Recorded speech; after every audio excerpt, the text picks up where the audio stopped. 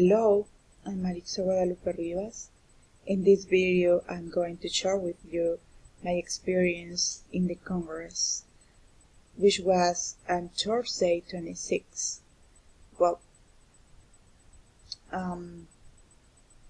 it was a really nice experience because I had the opportunity to listen presenters with other accents, with other cultures, and of course, I have the opportunity to learn of them about virtual learning and teaching techniques and methodologies that can apply in this new virtual modality.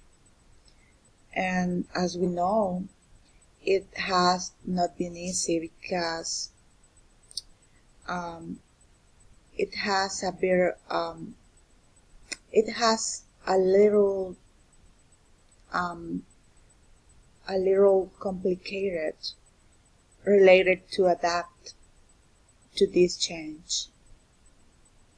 And I think this type of congress are very important because the information every year it changes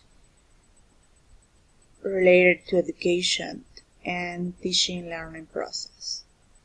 Well, at the end of the Congress, I made some interviews that are the following.